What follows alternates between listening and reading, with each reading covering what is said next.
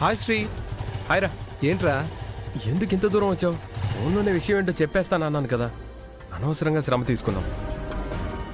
ఏం పర్వాలేదు, మనం కలిసి కూడా చాలా రోజులైంది కదా, ఒకసారి చూసినట్టు కూడా ఉంటుందని వచ్చానులే.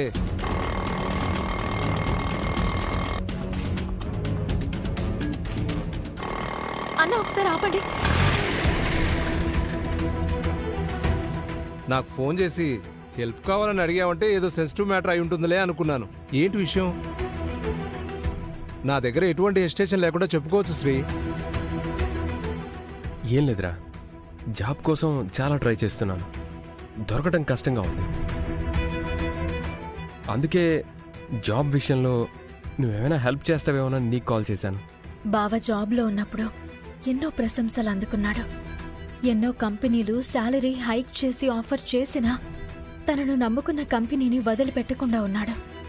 అలాంటిదిప్పుడు జాబ్ లేకుండా అయిపోయాడు పాపం. మాకు ఆస్తుల రూపంలో ఎక్కువ ప్రాపర్టీస్ ఉండొచ్చు, కానీ లిక్విడ్ పరంగా అంతగా బ్యాలెన్స్లు ఉండవు.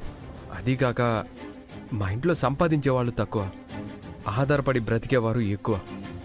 అందుకే నాకు జాబ్ నీడ్ చాలా ఉంది. చెయ్యని మిస్టేక్కి నేను బలైపోయి జాబ్ పోగొట్టుకోవడమే కాకుండా నన్ను మార్కెట్లో బ్లాక్ లిస్ట్లో పెట్టేశారు. దానివల్ల ట్రయల్స్కి మరింత ఇబ్బంది అయిపోయింది. చెప్పుకోకూడదు కానీ రెగ్యులర్ ఎక్స్పెన్సెస్కి కూడా చాలా ఇబ్బందిగా మారిపోయిందిరా నా పరిస్థితి. So as early as possible నాకు జాబ్ కావాలి. I will try my level best Sri. తొందరలోనే నీకు గుడ్ న్యూస్ చెప్తాను, ఓకేనా? ఓకే, థ్యాంక్ యూ రా. Thank you. You don't worry. Bye. Thank you. Bye రా. బాయ్.